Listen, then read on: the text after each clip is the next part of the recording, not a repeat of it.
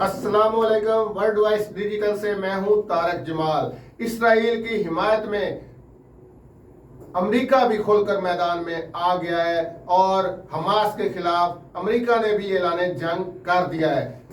جبکہ اسرائیل کی جانب سے غزہ پر خوفناک بمباری کا سلسلہ جاری ہے، جس کے نتیجہ میں اسرائیلی یرغمالیوں کی اموات کا بھی انکشاف ہوا ہے۔ یہ جنگ کس طرف جا رہی ہے، اس سب پر بات کرنے کے لیے ہمارے ساتھ اسٹوڈیو میں موجود ہیں سینئر صحافی تجزیہ کار رحمان بھٹا صاحب۔ جی بھٹا صاحب، یہ فرمائیے گا سب سے پہلے کہ اسرائیل کی اتنی بڑی انٹیلیجنس اور اتنی بڑی سپر پاور کا وہ کار خاص، لیکن وہ حماس کے ہزاروں راکٹ پکڑ نہ سکا، اس کو پتہ نہ چل سکا، اور حماس نے ہزاروں راکٹ وہاں داغے اور اسرائیل کی تیس نیس کر کے رکھ دی۔ یہ اسرائیل کی اتنی بڑی ناکامی آپ اس کو کس نظر سے دیکھتے ہیں؟ جی طارق جمال صاحب، یہ جو ہے یہ حماس کی بہت بڑی کامیابی ہے۔ وہ کہتے ہیں انہوں نے منجی ٹھوکی ہے پوری بنا کے۔ وہ اس طرح کہ طارق جمال صاحب کے 7 اکتوبر کی صبح کا یہ واقعہ ہے، اور جو اسرائیل سمجھتا ہے کہ پوری دنیا کی جو ہے وہ ان کی طاقتور جو ایجنسیاں ہیں وہ فیل ہو چکی ہیں، اور ان کی فیلئر کے حوالے سے اسرائیلی حکومت کو اور ایجنسیوں کو وہاں کے شہریوں اور میڈیا کی طرف سے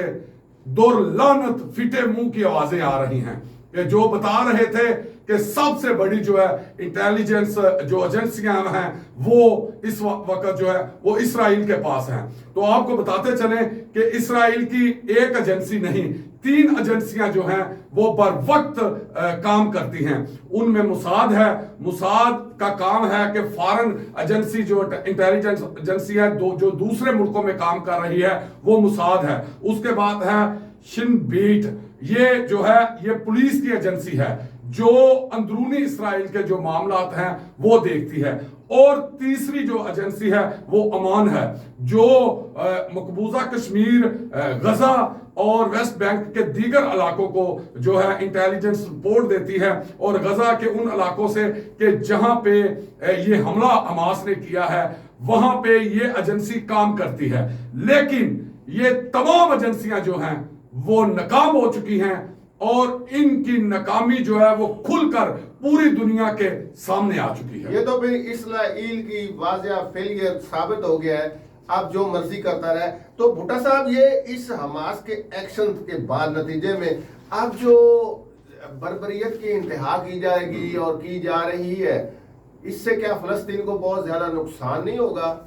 جی طارق جمال صاحب، اب یہ دیکھیں نا، وہ کہتے ہیں کہ نقصان کیا ہونا ہے۔ 50 سال سے جو ظلم و ستم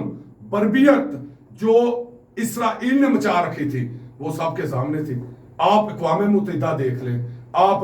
سلامتی کونسل کا کوئی بھی معاملہ دیکھ لیں، OIC دیکھ، کہیں بھی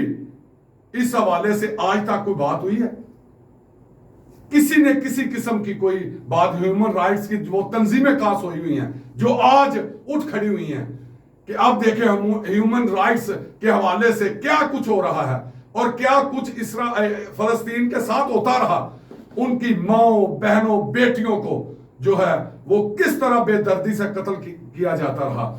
وہ کس طرح جو مسجد اقصی میں جا کر وہ جس طرح بے حرمتی کرتے تھے وہ، اور ہر دن عید ہو، معراج شریف ہو، ان دنوں میں خاص طور پہ جا کے وہ جس طرح کی بربریت کرتے تھے، اس کا نتیجہ دیکھ لیں کہ آج کیا ہے۔ اور جو اسرائیلی میڈیا ہے اس کے مطابق جو ہے حماس کے حملوں میں ابھی تک 1,000 سے زائد جو ہے وہ اسرائیلی ہلاک ہو چکے ہیں، اور جبکہ دوسری طرف جو ہے وہ وزارتیں جو ہیں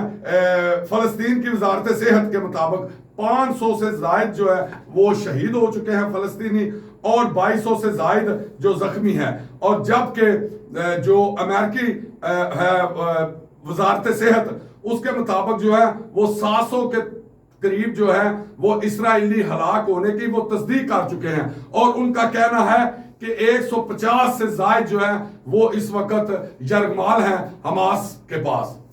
یہ انہوں نے حماس نے دعویٰ کیا ہے کہ یرغمالی جو ہیں انہوں نے غزہ میں رکھے ہوئے ہیں تاکہ اسرائیل کی بمباری جو ہے اس کا سامنا ان کو بھی کرنا پڑے، اور اسی وجہ سے انہوں نے دعویٰ کیا ہے کہ اسرائیل کے 5 سے زیادہ شہری جو ہیں ان کی بمباری کا شکار ہو چکے ہیں۔ بھٹا صاحب یہ فرمائیے گا کہ یہ اس جنگ جو اب چھڑ گئی ہے، ایک مبینہ طور پر کہا جا رہا ہے کہ بعض بیرونی قوتیں بھی اس میں شامل ہیں، آپ کا تجزیہ کیا ہے اس میں؟ جی طارق جمال صاحب، یہ حالات اس وقت جو ہے ہمیں تو نظر آ رہا ہے کہ یہ جنگ جو ہے وہ عالمی جنگ نہ بن جائے۔ اچھا، ہمیں تو یہ نظر آ رہا ہے جس طرح امریکہ نے کھل کر جو ہے وہ اسرائیل کی حمایت، بحری بیڑے اور اس کے علاوہ جو ہے انہوں نے جو ہے جنگی جہاز بھیجنے کا اعلان کر دیا ہے۔ اگر امریکہ نے اسرائیل کو یہ معاملات کیے، حالانکہ امریکہ کو چاہیے کہ وہ جو ہے مل کر ان کا پرامن طریقے سے ان چیزوں کا حل نکالتے، لیکن اگر امریکہ کی پہلے بھی طارق جمال صاحب اب جو حالات امریکہ کے ہیں وہ دیکھیں، امریکہ پہلا جو ہے وہ سعودیہ اور ایران کی جنگ میں لگا رہا، وہ آپ کے سامنے ہے، کتنے سال عراق کے ساتھ جنگ، اس کے بعد افغانستان میں جس طرح بری طرح شکست امریکہ کو ہوئی، اب امریکہ کے لیے وہ اسلحہ بیچنا جو ان کا مین بزنس ہے، تو اب ان کو یہ نیا راستہ نظر آ رہا ہے کیونکہ وہ چاہتا ہی نہیں کہ اس خطے میں امن ہو۔ ظاہر ہے اسرائیل کے پاس بہت مال و دولت ہے تو امریکہ تو اس سے فائدہ اٹھانا چاہے گا نا۔ جی جی جی۔ تو بھٹا صاحب یہ ابھی جو او آئی سی اور دیگر کوششیں ہو رہی ہیں کہ کسی پلیٹ فارم پہ لا کر ان کی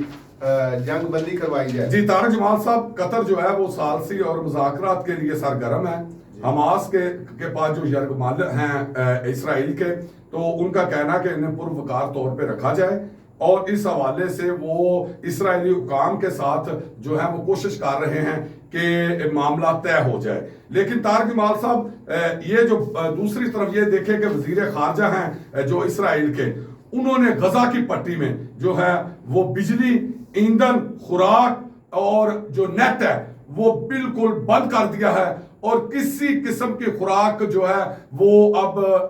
غزہ میں نہیں جا رہی۔ تو یہ دیکھیں اب ہیومن رائٹس کے جو مامے بنے ہوئے ہیں وہ کہاں پہ ہیں؟ تو ان سے اگر یہ جنگ رہی تو اس سے حالات جو ہے وہ پوری دنیا میں خراب ہوں گے۔ طارق جمال صاحب یہ دیکھیں عراق اپنا امریکہ سامنے آ چکا ہے، اور اس کے بعد جو انڈیا ہے وہ بھی جو ہے وہ بھی کوشش کر رہا ہے کہ خون لگا کے شہیدوں میں شامل ہونے کی، وہ بھی اعلان کر رہے ہیں کہ ان حالات میں وہ اسرائیل کے ساتھ کھڑے ہیں۔ اس کے علاوہ بھی جو ہے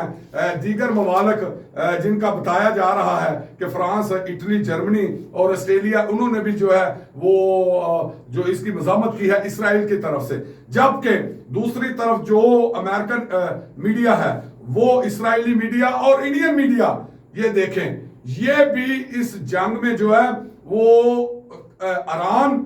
قطر اور ترکی کو جو ہے وہ شامل کرنا چاہ رہے ہیں تاکہ یہ جو امن ہو وہ نہ ہو۔ لیکن اگر ان چیزوں پہ اگر اقوام متحدہ نے اہم کردار ادا نہ کیا، امریکہ نے ہوش کے ناخن نہ لیے، تو یہ بھی بتایا جا رہا ہے انٹرنیشنل میڈیا پہ کہ روس بھی جو ہے وہ فلسطین کے ساتھ کھڑے ہوں گے۔ لیکن بھٹا صاحب وہ تو ظاہر ہے اوپن تو نہیں ہو سکتے نا، وہ خفیہ ہی کریں گے، لیکن یہ اگرچہ حماس نے یہ ایکشن کیا ہے اور اس کی زبردست انہیں جنگی فضائی حملوں کی صورت میں نقصان بھی ہو رہا ہے، لیکن بھٹا صاحب کیا خیال ہے اتنے عرصے سے یہ معاملہ تھوڑا سا ٹھنڈا ہوا تھا، حماس نے اس کو عالمی سطح پر اجاگر نہیں کر دیا؟ جی طارق جمال صاحب یہ دیکھیں نا کہ ان کی جدوجہد کتنے سالوں کی ہے، 50 سال سے زائد جو ہے وہ جدوجہد اسی معاملات میں کر رہے ہیں، اور ان کے حالات دیکھیں کہ انٹرنیشنل میڈیا خاموش ہے، وہ جتنی مرضی اسرائیل بربریت کر رہا تھا، آپ نے دیکھا ہے کہ انہوں نے اینٹ کا پتھر جو ہے نا، اینٹ کا جواب پتھر سے دے کے یہ ثابت کر دیا ہے کہ وہ ایک زندہ قوم ہے، انہوں نے زندہ قوم ہونے کا جو ہے نا وہ حق ادا کر دیا ہے۔ اب امت مسلمہ کو چاہیے کہ وہ ان کے ساتھ کھڑے ہوں، لیکن طارق جمال صاحب خوشی کی بات یہ ہے کہ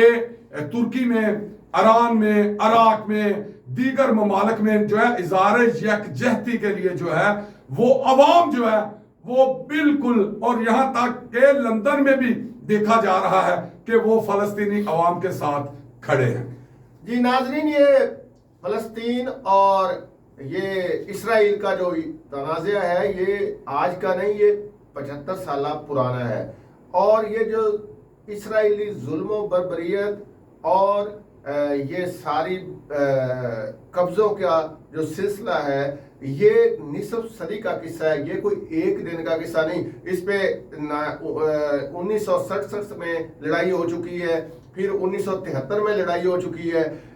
तो 2007 से हमास मुतहरक है और 2007 से लेके आज तक कई बार इसराइल और हमास के तनाव हुए हैं और इसमें उतार चढ़ाव आता रहता है। इस दफा जो इशू चल रहा है इसमें हमास ने बड़ा भरपूर एक्शन किया है, जिसकी वजह से इसराइल और फलस्तीन का जो ये तनाज़ा है ये आलमी सतह पर उजागर हो गया है। आइंदा तबसरों और सूरत हाल के पेश नज़र हम आपको आगाह करते रहेंगे। अब तक के लिए इतना ही, इजाज़त दें। अल्लाह हाफ़िज़।